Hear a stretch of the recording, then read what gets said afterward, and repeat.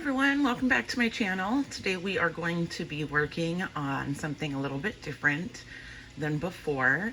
We are going to be making crochet rings out of wire.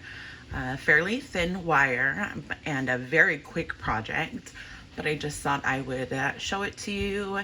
And if you have the tools around, obviously you'll have the crochet hooks. But if you have some thin wiring, if you do any beading or jewelry making, then that's what we're going to use. So first thing, we are going to be using some 26 gram copper wire. This is a tarnish free, so it's not going to, I'm going to be antiquing a lot of this jewelry, but this one I won't be able to antique, so it's going to be fairly the same color. My daughter wanted this color, so this is what we're going to do. Now, when you work with the crochet, you're going to leave it on your spool. We don't know how much we're going to take off or how much we're going to use, so we're going to go ahead and leave it on the spool. Now this is just beading wire, it's nothing special, beading jewelry making, and a crochet hook. Now you can use whatever crochet hook you want. It's not necessarily the size that's going to be the difference, because we're going to be pulling up so it's not too tight, I guess you'd say. Our crocheting is going to be pretty loose. So I'm going to be using a 3mm. We're going to be starting with a slip knot. Now technically it's not really going to be slipping because it's wire, so we're really just going to be starting a loop. So go ahead and leave a small tail, just enough for you to hang on to. And what I'm going to do is then just twist my wire around it once, and then go ahead and pull through one chain. You might have to adjust the the wire. We're going to tighten that one up on the bottom. All right, and we don't want to pull this too tight because it is a wire and it's a very thin wire, so it will break. But the, just like yarn, when you put a bunch of yarn together, it becomes a lot stronger. So getting started, what we're going to be doing is I have my one chain on the hook, and I'm going to leave some space underneath that. I want it to be somewhat uniform, but honestly, it's not that big of a difference because this is like a one-of-a-kind piece, it's very organic looking, it's very kind of like funky looking. It's supposed to look this way. It's not supposed to look uniform like our crochet looks uniform. Okay, so first thing we're gonna do is crochet around the size of our finger or the size of our wrist. And what you want to make sure to do is to keep in mind that this wire is very pliable, and we don't want it to like stretch out too far. So we want to continue to keep checking the size of our wrist. And when we do our crochet hook or our crochet loop, the circular amount or the diameter is not that important. It doesn't have to be a perfect circle, okay? What we want to make sure is that it's uniform. So this is going to be the bottom of our chain on this side. I want to make sure that's uniform. So I'm just going to turn my little crochet hook, all right? I'm not necessarily crocheting the same way because this doesn't slide the way that yarn does, but I'm wrapping my hook around just so that it gives me that little bump.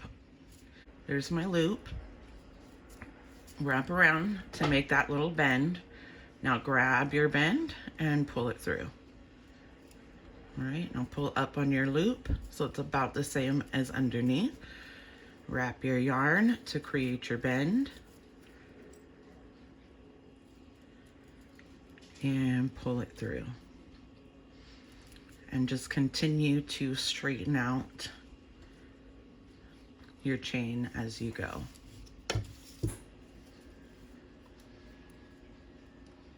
Pull it up, wrap it, pull it through. Pull it up, wrap it, pull it through. Okay, pull it up, wrap it, pull it through. And now since I'm gonna make this for my daughter, obviously she's got much smaller fingers than me.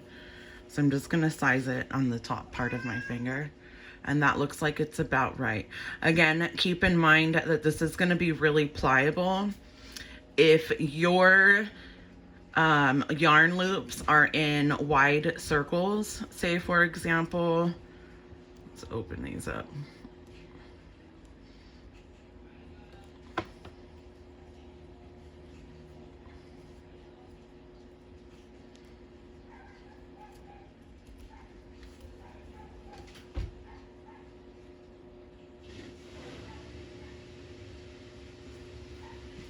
Then it's not going to fit. But when you start stretching it out and messing with it, it's going to be then too small or too big. So if your loops are open and then you go to size it and it doesn't fit, and then you go like longer, in the end when we go and shape everything, it's going to be too big. So don't go too big.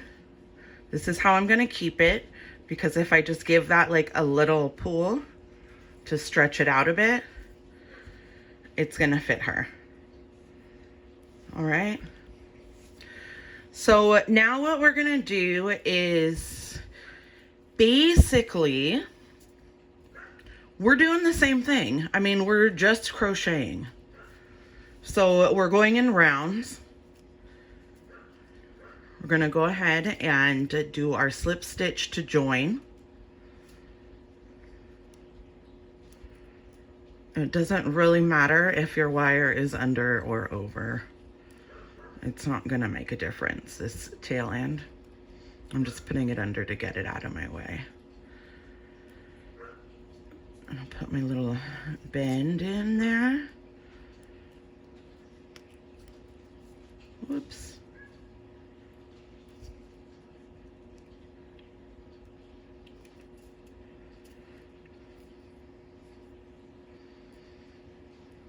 And just pull that through. Okay. So now we've got our little ring. Now we're just gonna go right back around it, doing again a slip stitch. Okay. So don't turn your work. We don't need to turn our work. Well, I've got my one loop, and I'm going to, I've already slip stitched into that one. So let me pull up. Now we're gonna go into the next one. And honestly, guys, if you mess up and your loop is too big, it's like no big deal. I'm gonna show you, because it all just kind of like jumbles up into this like beautiful mess. So it's no big deal. We'll just fix it later, okay? All right, so pull through, pull your loop up into your next hole, bend, and slip stitch. Okay, make sure you've got that space into your next loop. Pull your loop up, slip stitch. Next one, put your loop up, slip stitch, and just keep on going. Now with the ones that I showed you previously, I did 3 rows. Now this is 2 rows. I'm going to go ahead and do another row just so that you guys can see it all the way around again. But if you've got it, then feel free to fast forward until I show you how we're going to shape it. Okay, so because we're going in rounds here, and you can feel free to go as long as you like and do it around your wrist. I'm not sure how great it would be like a necklace. Maybe if you just did it with like a string or like a fishing wire, then you can make a necklace so that it's a little bit more movable. But for now, I'm just gonna go around one more round before I start shaping.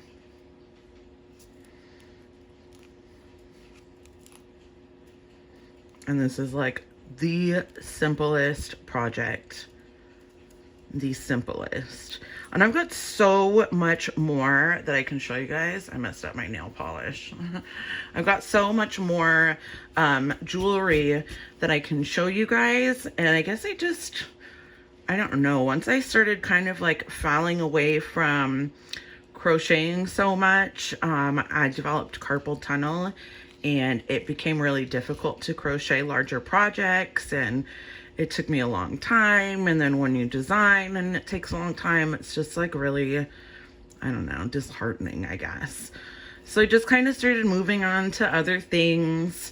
Of course, the stuff that I normally do, gardening and all that kind of stuff. So, all right, so here we are at the end. Let me show you how to end this. Now you are going to need, you could either use, like if you have the supplies already, then you can use a pair of these flush cutters, or you can go ahead and use like nail clippers. That would be fine too. I mean, you could use scissors, but I wouldn't use any scissors that like cost any sort of good amount of money, because then it'll dull them out and kind of like mess up your scissors. Is that the one? Yeah, okay. So I have pulled my tail and through just like that. And now what I want to do to weave these in, I am basically, you know, just like a blanket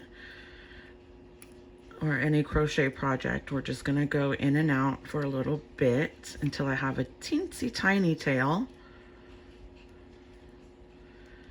And then I'm gonna wrap it. Now with such a small project, it's not necessarily like the easiest to handle when things are so tiny. Okay.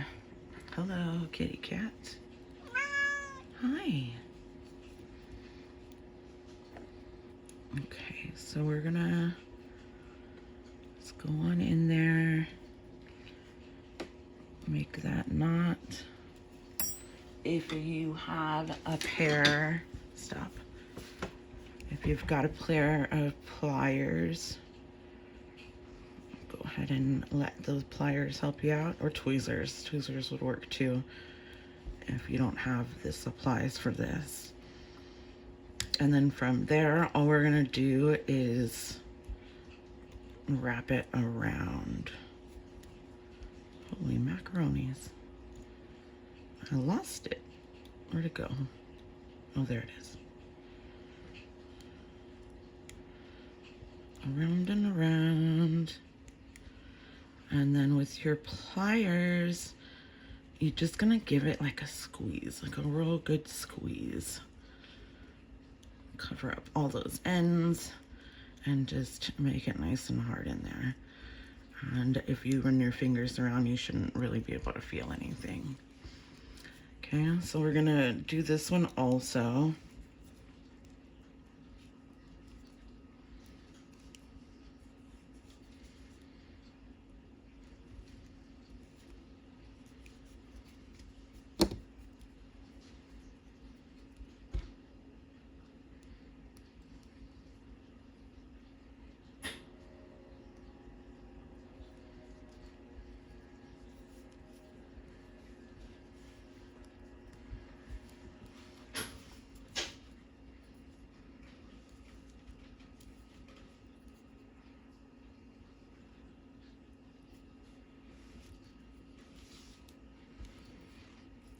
And I think that's gonna be good. It's gonna look like it's flat because we've been holding it that way. But remember, like I said, it's pliable. So we're just gonna shape it into where we want it.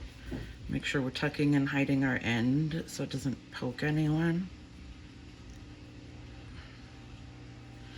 And now what you can do if you don't have like a mandrel, like a ring mandrel, you can use the round end of like a wooden stirring spoon, anything that's like cylindrical, a wooden dowel, whatever it is.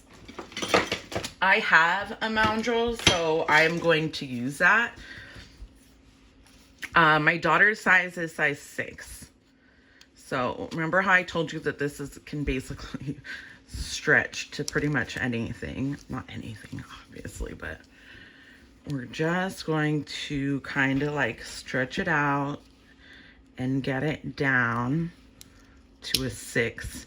And as we're doing that, this ring is going to then become really shaped. Gonna shape up. Oops, I have to fix that one. I think I pulled these too tight, or I just made it too small. What in the world?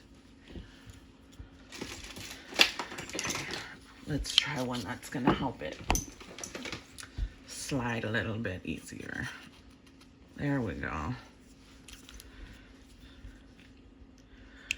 So we'll get it on, and all we're gonna do is just kind of like spread out so it's not too like bunched up in one spot. We want it to be kind of spread.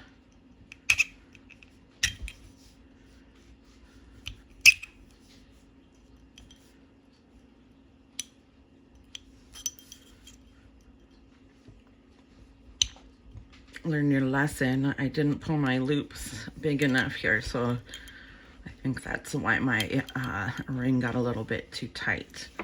But this should fit now that it's down all the way, pressed nice and flat.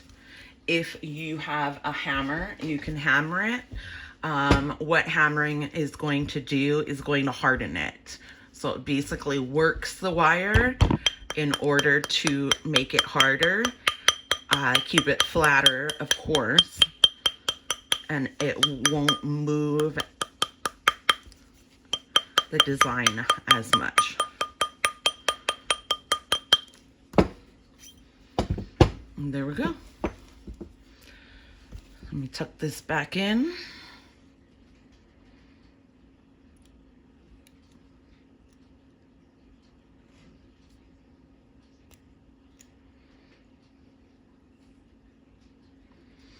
So usually when we're ending like this, you only need 3 twists, but I kind of lost this end in there. So I'm not really sure where it came up at. I probably didn't have my 3 little wraps close enough to each other, so it just kind of ripped out a little. Snip it off. Make sure that it's not sharp. So it bends down. If you don't have that hammer, this is another way that you can harden it. Just go around and squeeze, squeeze, squeeze, squeeze, squeeze, squeeze, squeeze, squeeze. All right. And that's it. That's going to be the ring for my daughter. She might need to wear it on her pinky because I messed up the sizing a little bit on that one. But if you guys want to learn more, see more of my bread making, check out more of the gardening, let me know what kind of tutorials or videos you want to see, and we will talk to you next time.